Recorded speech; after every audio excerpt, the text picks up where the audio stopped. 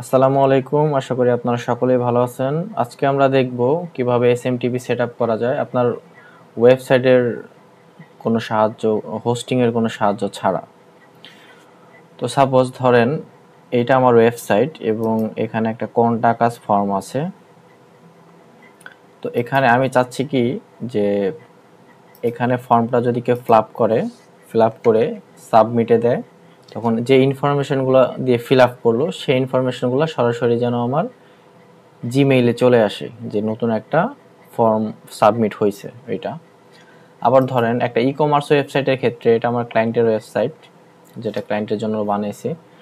তো e commerce ওয়েবসাইটের ক্ষেত্রে যখন কোনো কাস্টমার একটা প্রোডাক্ট অর্ডার করার পরে সরাসরি যাতে আমাদের জিমেইলে চলে আসে যে এই প্রোডাক্টটা এই মুহূর্তে অর্ডার হয়েছে।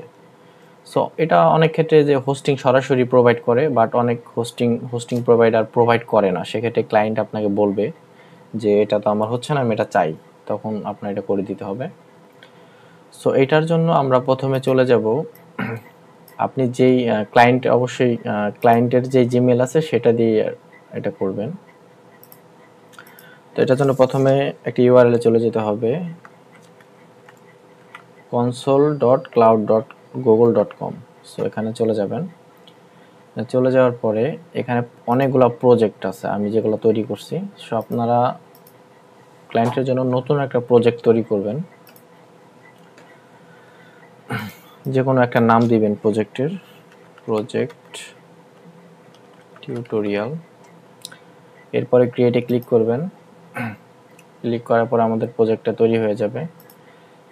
আচ্ছা, এখানে আমরা যেটা তৈরি করছি অবশ্যই মেক শিওর করবেন যে এটা কি সিলেক্ট করা আছে কিনা, না তা না হলে এটা সিলেক্ট করে দিবেন, প্রজেক্ট ফর টিউটোরিয়াল। আচ্ছা, এটা সিলেক্ট করাই আছে। তো এটা সিলেক্ট করার পরে মেনুতে ক্লিক করবেন। মেনুতে ক্লিক করার পরে এখানে চলে যাবেন এপিআই অ্যান্ড সার্ভিসেস, এর আন্ডারে ক্রেডেনশিয়াল। সো ক্রেডেনশিয়ালে যাওয়ার পরে এখান থেকে আপনাকে ক্রেডেনশিয়াল তৈরি করতে হবে।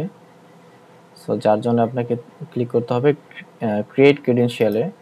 এরপরে হচ্ছে দ্বিতীয়টা যেটা অথ ক্লায়েন্ট আইডি।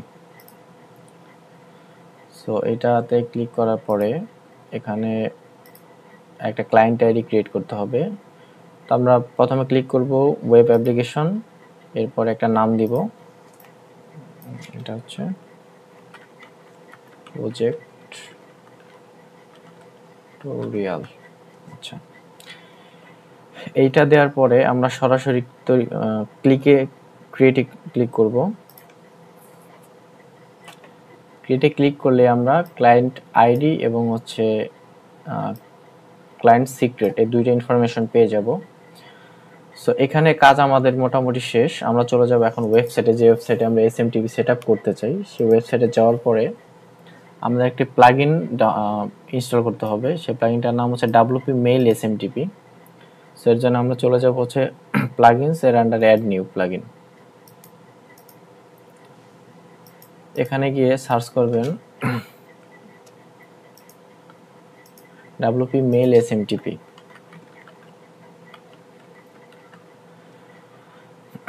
এইটা সার্চ করার পরে প্রথমের যেটা আসবে, অর্থাৎ আপনারা দেখবেন যে এটার অথরটা যেটা সায়েদ, এটা হচ্ছে ইনস্টল করে অ্যাক্টিভেট করবেন। অ্যাক্টিভেট করার পরে এখানে আপনারা নতুন একটা মেনু পেয়ে যাবেন, ডাব্লিউপি মেইল এসএমটিপি।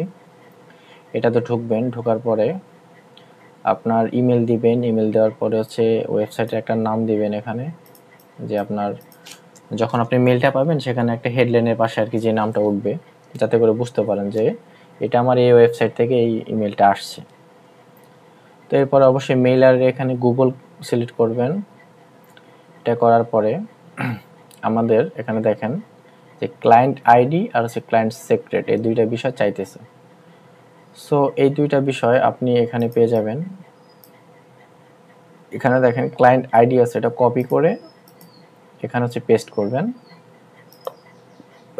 দ্বিতীয় যেটা আছে ক্লায়েন্ট সিক্রেট, এটা হচ্ছে কপি করে এখানে পেস্ট করবেন। পেস্ট করার পরে এই যে এখানে অ্যাড পেয়ে যাবেন, একটা বাটন পেয়ে যাবেন যেখানে যেমন রিমুভ লেখা আছে, এখন অলরেডি এটা অ্যাড করা আছে। সো এটা অ্যাড করে দেন হচ্ছে আপনি সেভ চেঞ্জেস দিবেন বা সেভ সেটিংস। এটা দেওয়ার পরেই হচ্ছে আপনার কাজ হয়ে যাবে আশা করি।